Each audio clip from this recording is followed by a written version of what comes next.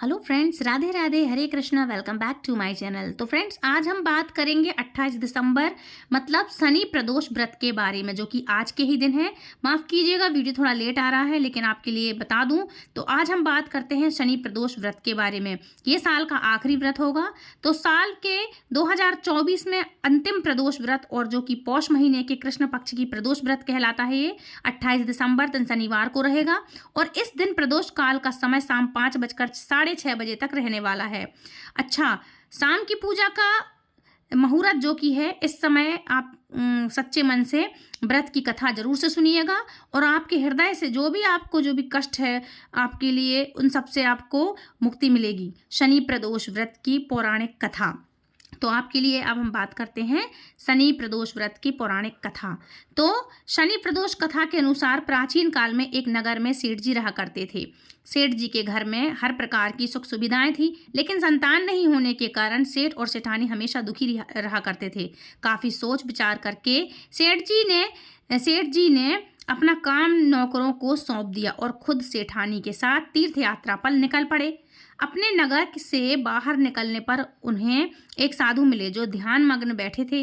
सेठ जी ने सोचा, क्यों ना साधु से आशीर्वाद लेकर आगे की यात्रा की जाए। सेठ और सेठानी साधु के निकट बैठ गए, और साधु ने जब आंखें खोली तो उन्हें ज्ञात हुआ कि सेठ और सेठानी काफ़ी समय से आशीर्वाद की प्रतीक्षा में बैठे हुए थे।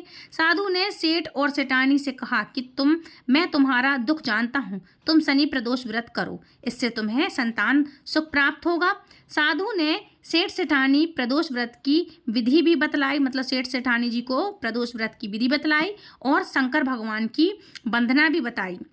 इसके बाद उन दोनों सेठ सेठानी ने साधु से आशीर्वाद लेकर तीर्थ यात्रा के लिए आगे निकल पड़े। तीर्थ यात्रा से लौटने के बाद सेठ और सेठानी ने मिलकर शनि प्रदोष व्रत किया, जिसके प्रभाव से उनके घर में एक सुंदर पुत्र का जन्म हुआ और खुशियों से उनका जीवन भर गया। इस तरह से जो भी लोग जिसकी भी इच्छा से जो ये व्रत करता है प्रदोष का, उसकी सभी इच्छाएं भगवान भोलेनाथ और शनिदेव पूर्ण करते हैं। आप सुनते हैं शनिदेव की एक पौराणिक कथा। एक बार की बात है, सभी नवग्रहों तथा सूर्य, चंद्रमा, मंगल, बुध, बृहस्पति, शुक्र, शनि, राहु और केतु में विवाद छिड़ गया। मतलब सभी ग्रहों में विवाद छिड़ गया कि इनमें से सबसे बड़ा कौन है। सभी आपस में लड़ने लगे, और कोई निर्णय न होने पर देवराज इंद्र के पास सभी ग्रह गए। इंद्र के पास निर्णय कराने पहुंचे सभी ग्रह। इंद्रदेव घबरा गए और उन्होंने निर्णय करने में अपनी असमर्थता जताई, परंतु उन्होंने कहा कि इस समय पृथ्वी पर राजा विक्रमादित्य हैं, जो कि अति न्यायप्रिय हैं, वे ही इसका निर्णय कर सकते हैं। सभी ग्रह एक साथ राजा विक्रमादित्य के पास पहुंचे और अपना विवाद बताया, तथा निर्णय के लिए उन्होंने सभी ग्रहों ने राजा से निर्णय के लिए कहा। राजा विक्रमादित्य इस समस्या से चिंतित थे, क्योंकि वे जानते थे कि जिस किसी को भी छोटा बताया वही क्रोधित हो उठेगा। तब राजा को एक उपाय सूझा। उन्होंने स्वर्ण, रजत, कांस्य, पीतल, सीसा, रांगा, जस्ता, अभ्रक और लोह मतलब लोहा, ये सभी तरह के 9 सिंहासन बनवाए और उन्हें इसी क्रम से रख दिया। फिर उन सब से निवेदन किया कि आप सभी अपने अपने सिंहासन पर स्थान ग्रहण करें। जो भी अंतिम सिंहासन पर बैठेगा वही सबसे छोटा ग्रह होगा। इसके अनुसार लोह सिंहासन सबसे बाद में उन्होंने रखवाया। अच्छा, सबसे बाद में होने के कारण लोह सिंहासन शनिदेव सबसे बाद में बैठे, तो वही सबसे छोटे कहलाए। शनिदेव को लगा कि राजा ने ऐसा जानबूझकर किया है, और वह गुस्से में राजा से बोले, राजा तू मुझे नहीं जानता। यह सूर्य एक राशि में ही महीना, चंद्रमा 2.25 महीने, 2 दिन, मंगल 1.5 और महीना, बृहस्पति 13 महीने व बुध और शुक्र 1-1 महीने विचरण करते हैं, लेकिन मैं 2.5 से 7.5 साल तक एक राशि में रहता हूँ। बड़े बड़ों का मैंने विनाश किया है। श्री राम के 7 साथी आई तो उन्हें वनवास हो गया।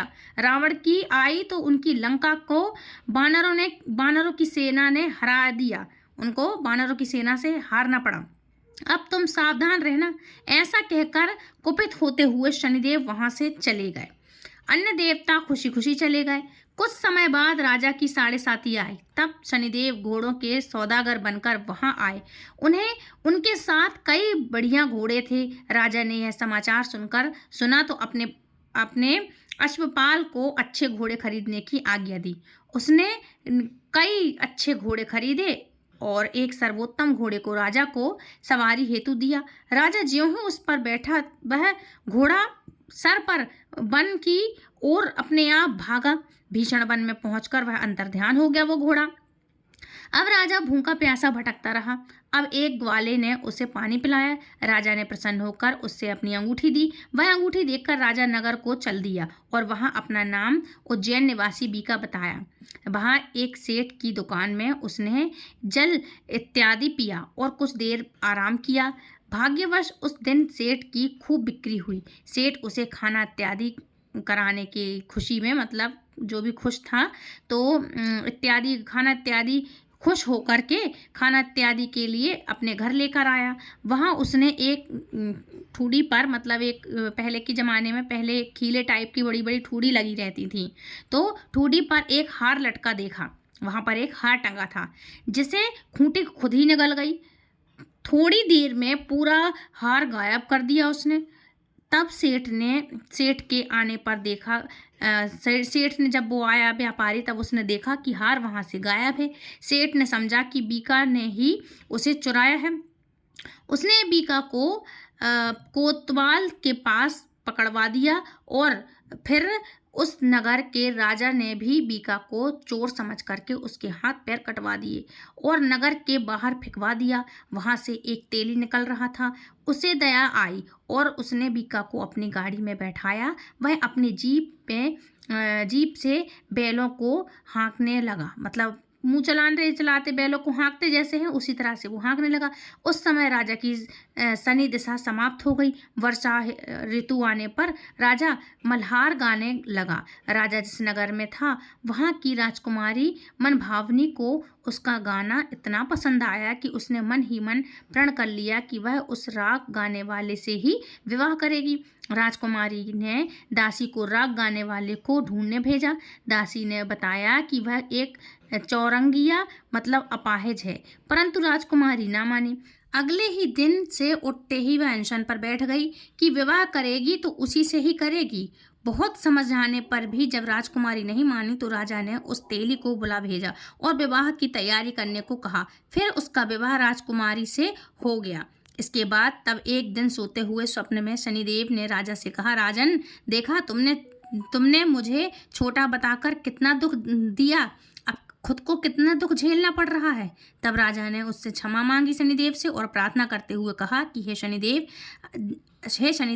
जैसा दुख मुझे दिया है किसी और को ना दें। शनिदेव मान गए और कहा कि जो मेरी कथा और व्रत करेगा और कथा मेरी सुनेगा, पढ़ेगा या सुनाएगा, उसे मेरी दशा में कोई भी दुख नहीं होगा। जो व्यक्ति रोज मेरा ध्यान करेगा और चींटियों को आटा डालेगा, उसकी सभी मनोकामनाएं पूर्ण होंगी। और शनिदेव ने राजा को हाथ पैर वापस दिए। उसके बाद प्रातः आँख खुलने पर राजकुमारी ने देखा तो वह आश्चर्यचकित हुई और राजा भी आश्चर्यचकित हुआ। बीका ने उसे बताया कि वह उज्जैन का राजा विक्रमादित्य है। सभी अत्यंत प्रसन्न हुए। सेठ ने जब सुना तो वह राजा के पैरों पे गिर पड़ा और उनसे क्षमा मांगने लगा। राजा ने कहा कि वह तो शनिदेव का क्रोध था, उसमें किसी का कोई दोष नहीं। सेठ ने फिर भी निवेदन किया कि मुझे शांति तभी मिलेगी जब आप मेरे घर चलकर भोजन करेंगे। सेठ ने अपने घर नाना प्रकार के व्यंजनों से राजा का सत्कार किया। साथ ही सबने देखा कि जो खूंटी पर हार जो टंगा था, जो खूंटी निकल गई थी,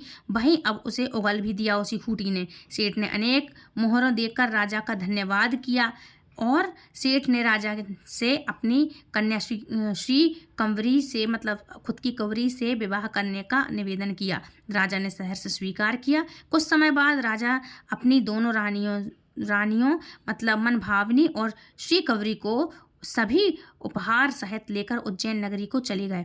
वहां राजा के राज्यवासियों ने सीमा पर खूब आदर सत्कार किया। सारे नगर में दीपमाला बनाई गई। राजा ने घोषणा की कि मैंने शनिदेव को सबसे छोटा बताया था, जबकि असल में वही सर्वोपरि हैं। तब से सारे राज्य में शनिदेव की पूजा और कथा नियमित होने लगी। सारी प्रजा खुशी और आनंद के साथ जीवन बिताने लगी। जो कोई भी शनि की कृपा पाना चाहते हैं शनिदेव की, उनकी कथा को सुनता पढ़ता है, उसके सारे दुख दूर हो जाते हैं। और इनके व्रत के दिन इस कथा को अवश्य ही पढ़ना व सुनना चाहिए। तो ये थी शनिदेव की कथा। बोलो शनिदेव महाराज की जय, महादेव की जय, क्योंकि आज है शनि प्रदोष व्रत।